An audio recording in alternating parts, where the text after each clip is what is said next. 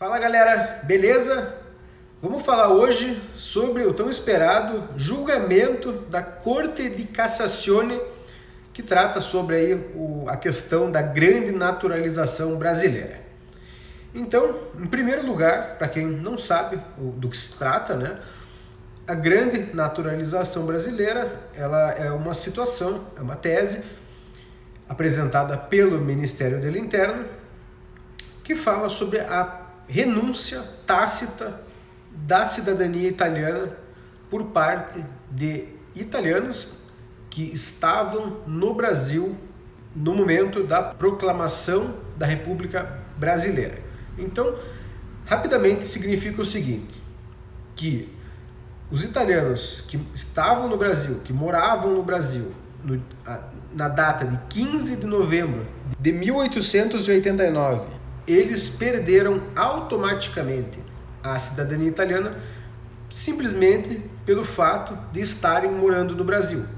Por quê? Na Constituição brasileira, nessa foi a primeira Constituição do Brasil, consta que aqueles estrangeiros que estavam ali residindo no Brasil nessa data e não se manifestassem que queriam manter a sua cidadania de origem, eles teriam automaticamente a naturalização para o brasileiro.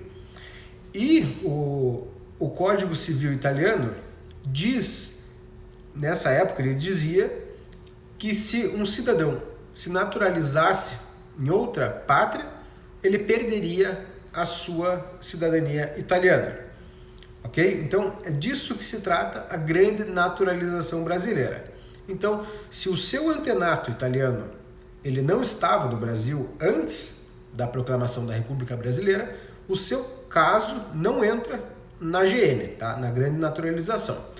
Bom, vamos falar sobre a questão do julgamento que aconteceu hoje, no dia 12 de julho de 2022. Então, a Corte di Cassazione, ela é a Suprema Corte italiana, né? Ele é a cúpula do Poder Judiciário da Itália. Então, hoje estava sendo feito esse julgamento, que está analisando a tese proposta pela Avvocatura dello Stato, que é a parte contrária, né, a parte que defende a grande naturalização, que ela defende que os italianos devem perder o direito, aqueles que estavam no Brasil, certo? Então, a Avvocatura dello Stato é o advogado, a parte que defende o Ministério do Interno. Tá? O Ministério do Interno é o órgão que propôs essa tese. E aí, conforme o contato que eu tive com algumas pessoas que participaram da audiência hoje, né? Pessoas, claro, tem sempre aquele boca a boca, né? Até a informação chegar na gente, às vezes pode ter mudado alguma coisa, mas o que chegou em mim, o que eu vi, é que essa defesa do Ministério do Interno, ela foi muito fraca, tá? Ela não teve uma argumentação, teve perda de linha de raciocínio, foi uma coisa confusa, tá? Disseram até que houve silêncio no plenário, né? Sabe assim, ficou aquele clima, o negócio foi muito fraco, a argumentação muito precária. Por quê? Na verdade, não existe embasamento lógico, legal para essa tese, né? Se você partir da lógica, como eu já expliquei em outro vídeo que eu vou deixar aqui no card, é muito fácil de entender que não existe isso, né? Essa renúncia tácita, ela não é válida, porque essas pessoas, esses italianos, quando a gente entra no site do Ministério da Justiça e pede uma certidão de naturalização, é dada uma certidão negativa, que comprova que essa pessoa não foi naturalizada brasileira. E o Estado brasileiro ele tem soberania para declarar isso, certo? Então, a defesa dessa tese do Ministério do Interno ela foi muito fraca. E, ao contrário, a tese que defende o direito dos descendentes, né, dos ítalo-descendentes, foi muito forte, porque na verdade assim, é muito fácil você defender uma coisa quando você tem muitos argumentos, e essa é a verdade, né? Muitos argumentos, a legislação é bem forte para defender de que os ítalo-descendentes têm o direito, de que essa renúncia tácita ela nunca ocorreu na prática, e que não existe embasamento legal para isso.